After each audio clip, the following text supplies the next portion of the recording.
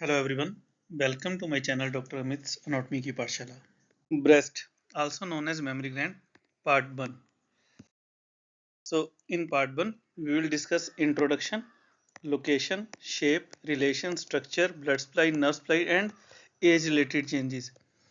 Breast is very important topic and large topic, तो इसको हमने अलग अलग parts में बनाया है. In second part, we will do the lymphatic drainage of the breast and the applied anatomy. Then in third part we will do the microanatomy. Each and every point is very important. आपको long question आता है ये exam में. Lymphatic drainage का अलग question आता है तो अलग वीडियो है. एज रिलेटेड चेंजेस आपको एमसीक्यूज में आती हैं and in microanatomy. First of all introduction. What is breast? Breast is a form of secondary sexual feature in female. It is modified sweat gland. First question. It is present in both sexes. Male and female दोनों में breast present होती है. In female it is well developed after puberty. In male it is rudimentary but it is present in both sexes. In female it is accessory sexual organ of reproductive system and it will provide milk to the newborn. So newborn को nourishment में help करता है. So breast is located in the superficial fascia of pectoral region. Question, that means जब हम dissection करेंगे breast की तो हम skin को remove करते हैं तो skin के नीचे हमें fatty tissue मिलता है like this. This is breast. So it is present superficial to the pectoral fascia. That means pectoralis major. This is shown here. The pectoralis major बनाया है ये. तो pectoralis major से ऊपर है breast. इससे superficial होती है breast. सो एक्सटेंड इसका it is very important. Extend हम दो स्टाइल में पढ़ते हैं, हॉरिजॉन्टल और vertical. So like this is horizontal line and this is the vertical line. सो दोनों साइड में एक्सटेंड देखें इसका. First of all in the horizontal way we have lines here, mid axillary line and here we have the parasternal, sternum की side में parasternal line. Lines में अलग video है, प्लेन्स ऑफ द बॉडी, वहाँ आप देख सकते हैं. So the breast is present from the lateral border, that is parasternal line, till the mid axillary line. So this is the horizontal extent of the breast, and vertically it is present from the second rib till the sixth rib. Both are very important. Vertical is most important. MCQ question. Then shape is variable, constant shape नहीं है. It can be hemispherical, conical, pyramidal, pendular, flat, किसी भी shape में हो सकती है breast. हम breast को 4 क्वाड्रेंट्स में डिवाइड करते हैं. अगर हम ब्रेस्ट में तो ऐसे सिंगल ब्रेस्ट को राइट या लेफ्ट किसी भी ब्रेस्ट को हम ऐसे डिवाइड करें तो we have 4 equal quadrants. These are the upper lateral, बाहर वाली साइड है, you can appreciate toward the arm. So this is lateral, lateral, upper medial, lower lateral and lower medial. So like this we have 4 quadrants of breast. breast को ऐसे divide करते हैं. एक term पढ़ते हैं axillary tail of Spence. So axillary tail of Spence is normal. First of all it is not abnormal, कोई pathology नहीं है, नॉर्मल चीज है. The upper quadrant is extended toward the axilla. So axilla नाम कहाँ से आया? क्योंकि ये axilla की तरफ अपर क्वाड्रेंट एक्सटेंड होता है. This is known as the axillary tail of the Spence and it is normal. In some cases menstruation में कई बार फीमेल को ये फील होती है, हार्ड फील होती है. That is also normal, that is not abnormal. Second हम पढ़ते हैं foramen of Langer. So axillary tail of Spence एक फेशिया को यहाँ से deep fascia of pectoralis muscle को पियर्स करके जाती है. Then it will enter. So हमने पहले बोला है ब्रेस्ट इज सुपरफिशियल, तो ये पेक्टोरल से सुपरफिशियल है. अब इसकी एक एक्सटेंशन टुवर्ड एक्सिला फेशिया को पियर्स करके जाएगी टिल द मसल, मसल से ग्लैंड को अटैच करेगी like this. So this is the axillary tail of Spence. और ये जहां से अंदर एंटर करती है in the deep fascia, this foramen is known as the foramen of Langer. So foramen of Langer is present in deep fascia. This axillary tail of Spence has high percentage of breast tumors. So breast tumor अगर patient को हो तो इस area में हमें tumour cell काफी मिल जाते हैं. So इसकी क्लिनिकल यूज ये है. Relations of breast are very important. So superficial से डीप की बात करें, हमने बोला हमारे पास सबसे पहले स्किन होती है, देन हम स्किन को रिमूव कर देंगे तो नीचे ब्रेस्ट है. सो अगर हम राइट साइड में देखें, after removing the skin and breast, उसके नीचे we have the pectoralis major with its fascia. अगर हम इसको भी रिमूव कर देंगे, here you can appreciate this muscle is the pectoralis minor, here is external oblique muscle, and we have on the lateral side little bit, these are the stratus anterior.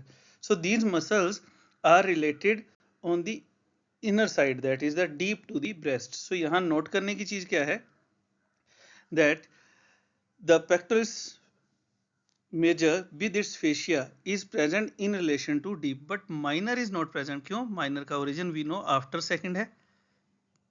तो अगर हम breast को देखें तो breast का extent here, we have the extent of breast. So below to breast, under the breast, we have the pectoralis fascia and three muscles. These are pectoralis major, then serratus anterior and external oblique. External oblique, serratus anterior and pectoralis major को हमने dissect कर दिया. Now you can easily understand that pectoralis minor is not present below the breast. Even small muscle subclavius is present over here, so वो भी यहाँ नहीं होता. Then एक टर्म पढ़ते हैं हम, retro mammary space. Retro is behind, mammary is mammary gland. So mammary gland के पीछे क्या स्पेस है? अगर हम दोबारा देखें सेकंड डायग्राम में, दैट इज द लेटरली, एक साइड से हम सेक्शन देखने लगे. We have the skin. So skin के बाद वी हैव टिश्यूज जो हम डिस्कस करेंगे. आफ्टर दैट हमने बोला we have the pectoralis major with its fascia. After that we will have the, अगर हम इस साइड से ये पार्ट लेते हैं, then we have serratus anterior and external oblique. ऐसे स्ट्रक्चर्स थे.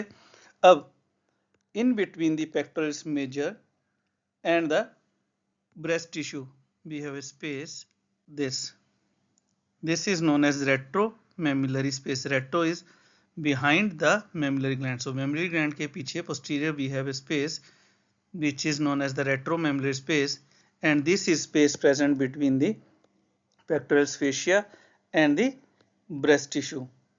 इस स्पेस का use, this space is filled by the alveoli, that alveolar tissue, that is the fat. So इसमें लूज फैटी टिश्यू है, लूज कनेक्टिव टिश्यू होता है इसमें.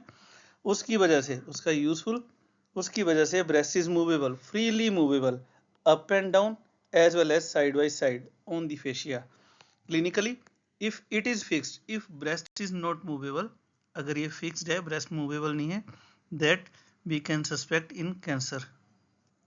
So this is the use of retromammillary space. अगर anatomy देखें, हम structure देखें breast का, तो ब्रेस्ट का स्ट्रक्चर क्या है? ब्रेस्ट को हम पढ़ने के लिए स्ट्रक्चर्स को हमने डिवाइड किया है तीन पार्ट्स में. First of all skin, stroma and parenchyma. So breast की स्किन की स्पेशलिटी, स्ट्रोमा, और वो बनी किससे है? स्किन में हम पढ़ेंगे nipple and the areola. Stroma is always connective tissue because this is gland. हमने बोला शुरू में बोला this is modification of fat gland. So stroma is always connective tissue and fat. Parenchyma is glandular, हर gland का parenchyma is glandular tissue. This is important. The areola and the nipple are devoid of hair and fat. So इनके अंदर ना तो fat होता है और ना ही यहाँ पे हेयर होते हैं. Skin of breast, skin is loose and in a point it is projected conical below the center of the breast. अगर मैं breast के center में एक line लगाऊं तो below the center of the breast the skin is projected outward and conical, which is known as the nipple. This nipple is located, usually हमने first इसकी location की below the centre line. Second, if this is the sternum, then fourth intercostal space से हम लें nipple को fourth intercostal से space से laterally it is about 10 centimetre later. So this is the surface anatomy of nipple. Now nipple constitution क्या है, किस चीज से बनता है, स्मूथ मसल. निप्पल के अंदर दोनों तरह के स्मूथ मसल के फाइबर्स होते हैं. It is important longitudinal and we have the transverse fibre of smooth muscle. Because of that nipple can change its shape. Nipple stiff हो सकता है और फ्लैटन हो सकता है. Why? This is MCQ question.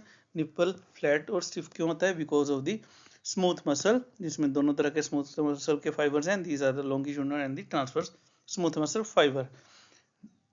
Then nipple is pierced by 15 to 20 lactiferous ducts. अभी हम बात करेंगे.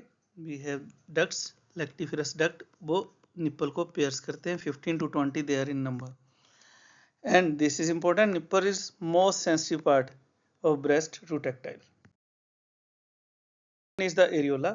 So around the nipple, if this is the nipple, around the nipple the skin is darkened and it is surrounding the nipple.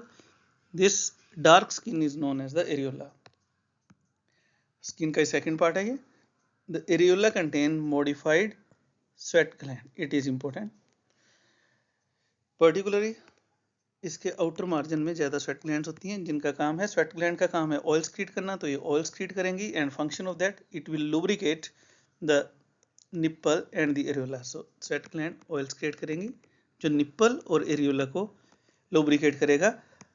इससे cracking नहीं आती, drawing और cracking of the nipple नहीं होती. एक टर्म पढ़ते हैं हम, that is the Montgomery tubercle. The in the pregnancy, during pregnancy, these Montgomery tubercles are visible because of the enlargement of the sweat gland. यहाँ पर sweat gland की enlargement की वजह से एरियोला ज़्यादा डार्क होता है और थोड़ा enlarge होता है. इसको बोलते हैं Montgomery tubercle. स्ट्रोमा, स्ट्रोमा किससे बना है इसका? हमने पहले बोला stroma connective tissue and fat. Then this stroma will support the breast. breast का framework mainly stroma ही है. और इसमें होता है suspensory ligament of Cooper. So what are the suspensory ligament of Cooper? These are the septa. Connective tissue से बना था. So connective tissue will send its septa like this on inner side, which will connect the skin to the pectoral fascia like this. So ऐसे connective tissue अपने septa radial fashion में, अगर मैं देखूं this one is the nipple, then radial fashion में connective tissue ऐसे septas अपने send करता है जो स्किन को पेक्टोरल फेशिया के साथ कनेक्ट करते हैं. These are known as the suspensory ligament of Cooper. Function, they will maintain the protuberance of breast and in old age they will be atrophied. So इनकी atrophy हो जाएगी old age में, जिसकी वजह से ब्रेस्ट की शेप चेंज हो जाती है. Fat will form the main bulk of the breast. Connective tissue तो है लेकिन फैट मेन बल्क बनाता है. पेरेन्काइमा में we have the glandular tissue. It is the type of gland, modified sweat gland. And उसमें भी कौन सी टाइप है? That is the tubulo alveolar. So tube और हमने एल्वियोलर, ये हमने ग्लैंड वाले लेक्चर में बड़ा क्लियर किया है. बट इस ट्यूबुलो एल्वियोलर, इसकी शेप में एक ट्यूब होगा और कहीं कहीं एल्वियोलाइक स्ट्रक्चर होगा like this. It is tubulo alveolar gland. अब ग्लैंडुलर टिश्यू है and it has lobes about 15 to 20 lobes. हमने बोला था. We have the septas. If this is nipple, we have the septas, that those were suspensory ligament of Cooper like this from skin to the pectoral fascia like this. So ये suspensory ligament of Cooper हैं. ये breast को 15 to 20 lobes में divide करते हैं. So these are one lobe, second lobe like this we have the lobes. So 15 to 20 lobes में divide कर देते हैं ये सेप्टास ब्रेस्ट को. अब ये जो लोब्स हैं आगे लोब्यूल्स में डिवाइडेड हैं. वो लोब्यूल जो होंगे उनके अंदर ग्लैंडुलर टिश्यू, दैट मीन्स उनके अंदर वी हैव द एसाइनी। हर ग्लैंड के अंदर एसाइनी होते हैं, ग्लैंड एसाइनी से बनी है, सो उनके अंदर we have the acini and each of this will open into the lactiferous duct. जो हमने बात की थी, we have 15 to 20 lactiferous duct की ओपनिंग है ये। So these are the lactiferous duct. For example अगर हम एक लोब्यूल को लें, सिंगल लोब्यूल को लें अगर, तो उसकी शेप देखें, इसके अंदर we have the acini, these are the acini, then these acini will open into the, पहले इनके अपने अपने डक्ट होंगे, एसाइनी के अपने अपने डक्ट होंगे, सब एक कॉमन डक्ट में ओपन करेंगे। Then this common duct will open into the lactiferous duct, this duct will open into the nipple. ऐसे ही second lactiferous duct will open into the nipple. Like this we have 15 to 20 lactiferous duct which will open into the nipple. Before opening into the nipple there is a dilatation of this duct. Nipple में open होने से पहले आप देखिए ये dilate कर रहा है डक्ट, इस डक्ट को बोलते हैं, इस डायलेटेशन को बोलते हैं lactiferous sinus. This sinus is the reservoir of milk. So in this way you can appreciate we have the alveoli and we have the tube. So it is tubulo-alveolar gland, sweat gland, एक lobe है, ऐसे it has 15 to 20 lobes and all are opening in on the areola or the nipple. Opening से पहले ये बनाएंगे sinus. Like this we have the structure. Now arterial supply very important and very easy. Skin supply, it is highly vascular. Now arteries इसके पास, major artery we have the internal thoracic artery. So breast will have branches from internal thoracic artery, जो perforating branches होती है from second to fourth, second, third and fourth intercostal spaces से आएंगी. Then it has axillary artery. Here we can appreciate this structure is the axillary artery. Axillary artery की different branches यहाँ supply देती हैं. We have the lateral thoracic artery which is a major. जब आप axillary artery की video देखोगे वहाँ भी हमने बोला था the lateral thoracic artery in female is enlarged and it is the major mammillary artery.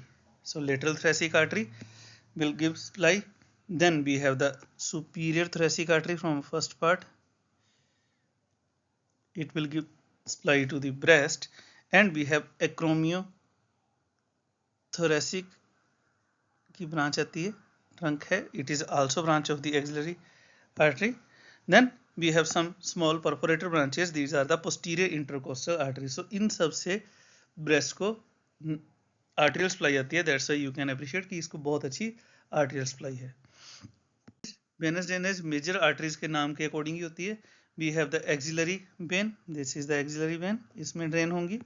Then we have the internal thoracic vein, इसमें drain होगी and posterior intercostal, वही तीन जो हमने की थी उनमें drain होंगी. अब फर्स्ट ऑफ ऑल ये सारी की सारी वेन कन्वर्ज करती हैं near the base of nipple, यहाँ ये कन्वर्ज करेंगी, यहाँ एक वेनस सर्कल बनाती हैं, you can appreciate this is the venous circle. Now this venous circle will run in two sets, दो सेट्स बनाए गए, superficial and deep. Superficial set will mainly drain into the internal thoracic vein and deep will mainly drain into the axillary. So ये मे भी कभी MCQs में पूछा जा सकता है कि डीप मेनली एक्सिलरी में ड्रेन होते हैं and superficial is mainly draining into the internal thoracic.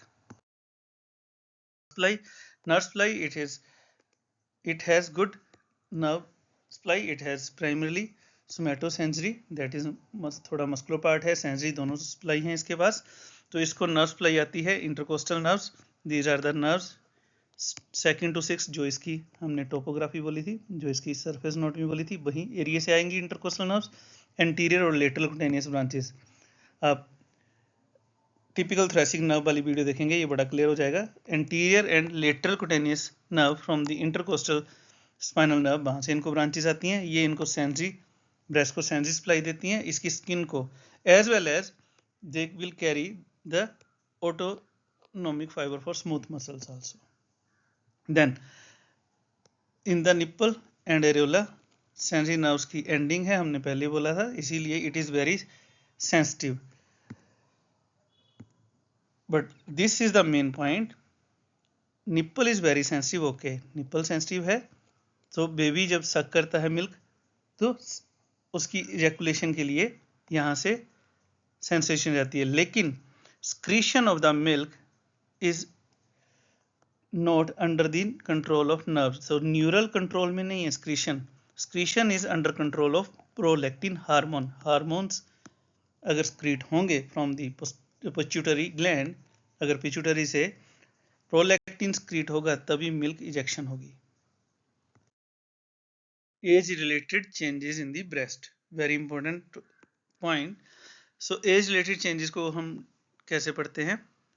Before the onset of puberty first of all, then between the puberty to first pregnancy, during pregnancy, during lactation and during menopause. Now first of all, before the onset of puberty, puberty से पहले breast has only ducts. So इस time पे अगर मैं histologically breast को examine करूंगा, हमें glandular tissue में सिर्फ डक्ट ही डक्ट मिलेंगे। Between puberty and first pregnancy, here we have estrogen increase है तो डक्ट प्रोलिफरेट करेंगे, इस एज में प्रोलिफिकेशन हो जाएगी। एल्वियोलाई मोस्टली एब्सेंट होंगे या बहुत कम होंगे, बिकॉज अभी ग्लैंड को ग्लैंडुलर काम नहीं करना है, इसको मिल्क स्क्रीन नहीं करना है। सो एल्वियोलाई या तो एब्सेंट है या बहुत कम होंगे। मेनली ग्लैंड में वी हैव द ब्रेस्ट में we have the connective tissue and fat, mainly fat होता है बिफोर फर्स्ट प्रेगनेंसी। अब during pregnancy oestrogen is very high, इसकी वजह से अब प्रोलिफरेशन होगी डक्ट्स की और डक्ट की ब्रांचेस भी होंगी एंड प्रॉपर एल्वियोलाई बनने शुरू हो जाएंगे, that is tubulo alveolar gland हमारे पास बनने शुरू हो जाएगी, बिकॉज अब ग्लैंडुलर फंक्शन भी चाहिए आफ्टर डिलीवरी, इसको मिल्क प्रोड्यूस करना है, that's why tubulo alveolar gland बनेगी and it will form the alveolar structure. That means अगर मैं इस टाइम पे हिस्टोलॉजिकली देखूं at the time of pregnancy तो मुझे एल्वियोलाई क्यूबाइडल एपिथेलियम वाले मिलेंगे। During lactation we have more oestrogen and we have more prolactin. Prolactin milk secretion के लिए चाहिए तो प्रोलैक्टिन भी ज़्यादा होगा। अब इस टाइम पे glandular tissue is very high, gland अपना काम कर रही है, सक्रीशन कर रही है, so glandular tissue should be very high, so बहुत ज़्यादा है। देन अब इस टाइम पर connective tissue and fat should be less, so वो कम हो गया, उसकी बजाय ग्लैंडुलर टिश्यू इंक्रीज हो गया। इस टाइम एल्वियोलाई देखूं तो alveoli should be in secretory condition, that's why they are in columnar epithelium, epithelium of column की तरह मिलेगी मुझे, मायो एपिथेलियल सेल मिलेंगे एंड प्रोलैक्टिन की वजह से मिल्क सक्रीशन स्टार्ट हो जाएगी।